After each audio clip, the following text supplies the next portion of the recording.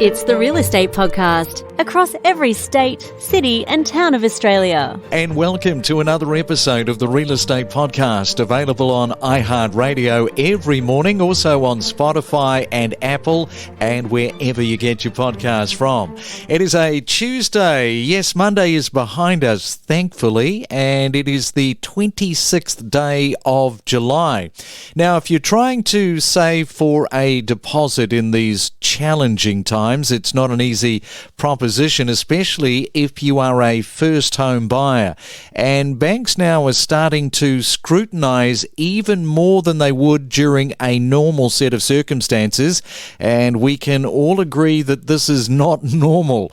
And the reason, of course, it's so hard to save is because of the increasing cost of living. And it does beg the question, how can you save when everything is running against you? Well, coming up in just a moment, we're going to be speaking with Tanya Steinbeck about Western Australian stamp duty and some actions that her organisation is taking. Now, if you're celebrating a birthday today, happy birthday to you. It is the 26th and you are sharing it with frontman of the Rolling Stones, Mick Jagger. He's only 2 years off turning 80, 78 today. And I've got to say, I caught the Rolling Stones in concert back in 2015, by far and away the best concert I have ever seen by a long shot, and Mick Jagger was bouncing around like a 16-year-old on stage. Also celebrating their birthday is Sandra Bullock. She's turning 57, somebody that would have been celebrating today, very famous film director Stanley Kubrick. Unfortunately, he died back in 1999, just after he finished filming Eyes Wide Shut. And of course, Stanley also directed the film The Shining with Jack Nicholson. Grab your coffee and switch on your real estate breakfast every weekday morning from 6:30. It's the Main Centre Forecast with propertybuyer.com.au. All right, let's check on your weather around Australia. First, we go to Sydney, where the rain is going to clear. Expect windy conditions and a high of 18 degrees. Melbourne, the rain is back with 1 or 2 showers, and it's going to be cool with just 12. Brisbane, it's going to be a sunshine Tuesday and 25 degrees, and in Perth, the rain is in your forecast and expecting a high of 19. From first home buyers to property investors and everything in between, every morning on the Real Estate Podcast. Well, there are different organisations that have joined forces to go head-to-head with stamp duty in WA. And their aim is very simple: remove stamp duty. The Chamber of Commerce and Industry WA released its report Stamping Out Stamp Duty. It's a great title, and saying that by doing so, it would radically help those who need it the most and the households on a lower income. And the report goes on to state that it would have an economic benefit and efficiency to the state. So let's welcome in the Urban Development Institute of Australia, WA Chief Executive, Tanya Steinbeck. Good morning, Tanya. Welcome to the Breakfast Podcast. Good morning, and thank you for having me. So this is all just common sense, really. Whichever way you cut and slice it, stamp duty's really got to go. Oh, look, it does. And it's one of those wicked problems, I suppose, that a lot of politicians have faced over the many years. And I think it's easier for them to stay away from it.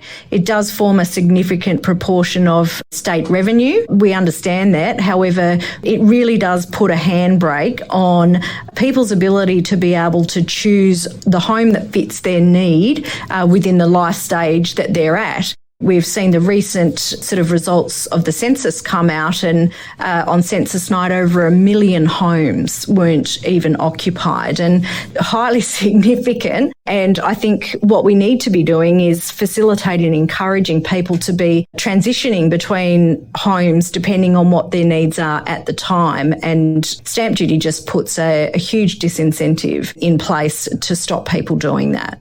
Yeah, so stamp duty is a real hurdle, as you say, to leap over, and it's at that time when housing has this under-occupation on dwelling supply.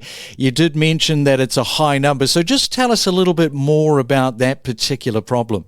Sure. Well, look, I can certainly speak in a Perth context where the vast majority of housing stock or established housing stock that we have here in Perth is 4x2 homes. And what we need desperately is more 1 and 2 bedroom, either apartments or dwellings. And so because our stock is very much weighted towards the 4 bedroom, 2 bathroom property, we're now seeing a significant level of under-occupation with, a single person rolling around in a 3 or 4 bedroom property, because that's the majority of the stock that we have available. When we're in an environment where we have a severe skills shortage, we're trying to attract people back to the state, as every other state in Australia is equally trying to do at the moment. It's incredibly inefficient to have a significant number of homes that are under-occupied to the extent that they are. And I guess to compound all of this, it does come at a time when it's really just a bit of a perfect storm with what is going on. As you say, we've got this problem of very little housing choice, record low rental vacancy rates too, which is adding to the problem, a shortfall in established residential stock, and serious delays to new construction. So you can see how much of a mountain of a problem that all is. Oh, it's incredible. We're not alone here in Western Australia. I mean, we're battling with similar challenges all around the country. We're in a situation here where it's very much chicken and the egg, where we're out there trying to promote Western Australia and Perth as the place to come and work, because we have such a significant skills shortage, and we don't have the people to be able to build the houses or apartments or whatever sort of accommodation that's required. We don't have anywhere for these people to live. We need the workers, but our level of supply is at such a crisis level, we don't have sufficient housing choice for these people to be able to be accommodated. And Tanya, I saw that you were quoted as saying that stamp duty is disincentivising people to right size now, which picks up on the point that you were talking to earlier, and also in the future, and will continue to have unintended consequences. So just once again, just highlight some of those consequences. Yeah, well, look, I mean, stamp duty is a significant portion of the cost of purchasing a home. And that's on top of a whole range of other costs that you have in terms of agent fees and other bits and pieces. The median house price here, we are still the most affordable city in the country at the moment here in Perth. But if you were to sort of have this challenge in New South Wales or Victoria, where, in New South Wales, we're looking at over $1 million as the median house price. I mean, it just puts housing or home ownership completely out of reach. The challenge around transitioning away from stamp duty, making sure that the state government it's a revenue neutral exercise for them, because it does form such a significant part of their revenue that we need to make sure that the revenue side of things isn't heavily impacted by a change, but also to give people choice. And that's why, we support, an opt-in model whereby you can choose to pay the stamp duty up front if that makes sense for you, if you're intending on being in the property for a significant period of time. So I think it's about choice. I think it's about flexibility and providing those options to people to do what we can to help them get into a home that suits their needs. And I think it's also important to highlight, because many people living outside of WA won't be aware that for first home buyers, they don't have to pay stamp duty. No, and, I think one of the interesting points that the CCI report highlighted was the impacts on those people that can least afford it. A couple of the things that I guess the WA state government has done is basically provided a exemption for stamp duty for first home buyers when you're purchasing a property under a certain amount. They've also provided a stamp duty rebate when you purchase an apartment off the plan.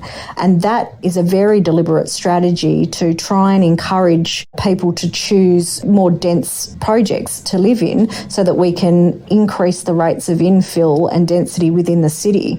And so there's a couple of smart things that the WA government have done. But, at the end of the day, stamp duty still places an enormous handbrake on what should be a market that people can freely move about within. Yes, and it's quite pressing, and it's not as if you had to wait very long for your report stamping out stamp duty to get an answer by the Premier, because he came back quite quickly last Thursday. Yes, he did. It was a very quick response via the media to CCI's report. It was a no, but, that's something that I think it still needs to be worked through.